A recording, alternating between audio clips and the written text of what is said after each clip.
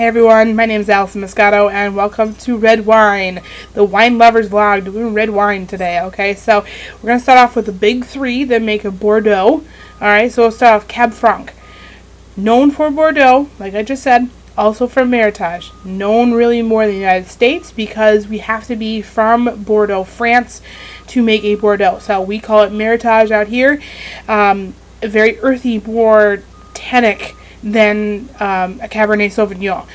And once you try, you're going to realize that, man, my mouth is like dry. That's the tannins talking. And the Cabernet is going to be a little less tannin, more spicy. Very interesting styles.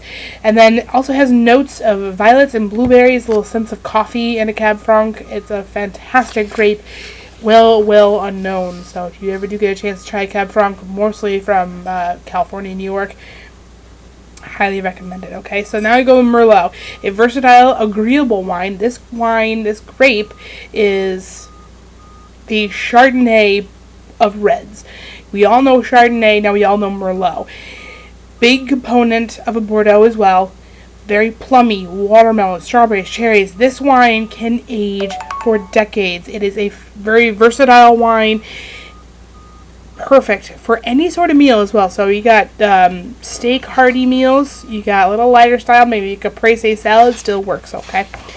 Cabernet Sauvignon, another final and the biggest component in a Bordeaux.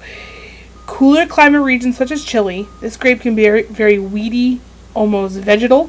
Has that kind of earthy note to it as well. Warm climate, Napa Valley, California. This grape is very dense, jammy because of that sun. Sun makes it girth and jammy and gets the black cherries, red currants, black currants. It's a very versatile wine as well. But gotta know, Cabernet Sauvignon is doing wonders. Now, a Malbec. If you don't know what Malbec is, that's okay. It's one of those unknown grapes that are just now getting to the rise, such as Moscato. Malbec in Argentina is a very, very known grape.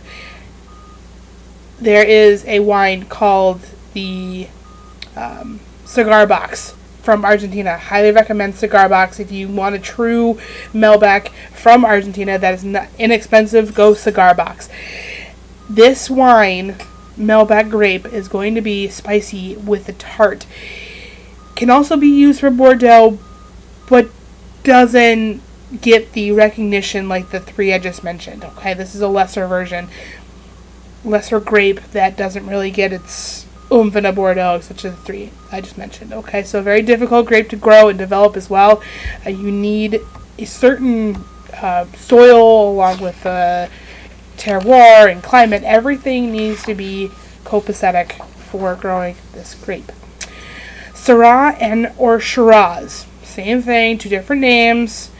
Syrah and Shiraz are known in Australia. People try to develop it in other countries. California and Washington finally got a jump on it as well. Australia Shiraz are made in all styles, from light to dense in girth. There are a couple different Shiraz in Australia that are noteworthy. So go to the local liquor store and say, I want an Australian Shiraz that is inexpensive but still portrays what a Shiraz should be. This Shiraz or Syrah could be also used in ports, basically a fortified wine, and also a tannic sparkling wine, which I'll go to sparkling wines another date. And the flavors: blackberry, plum, pepper cloves, spicy. Remember spicy.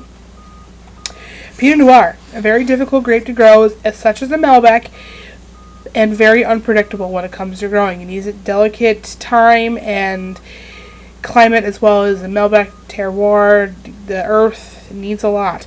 Winemakers base their Pinot Noir off of French Burgundy. Now, French Burgundy is a Pinot Noir, but again, you have to be from Burgundy to say it's actually a Burgundy. That Burgundy grape is the Pinot Noir, also very temperamental for them out in France as well. A principal component in making Champagne. Now, Champagne has Chardonnay and Pinot Noir. Those two main grapes, very, very key when making Champagne. Oregon and California. Try to emulate a Burgundy appellation. has the nice warmth that's coming from Burgundy as well, California, Oregon. If you do get a chance to try an Oregon Pinot Noir, I do highly recommend it. They really knew and know what they're doing. There's actually a couple different companies, wineries from France, Burgundy, that have traveled over to Oregon and have developed wineries over there. So they're still getting the French aspects that are in the United States. Outstanding stuff. And Zinfandel. People think white Zinfandel. No. You want to think hardy Zins. These big, bold, rich reds grown over the West Coast in the United States, California, Australia, Italy, and many other countries.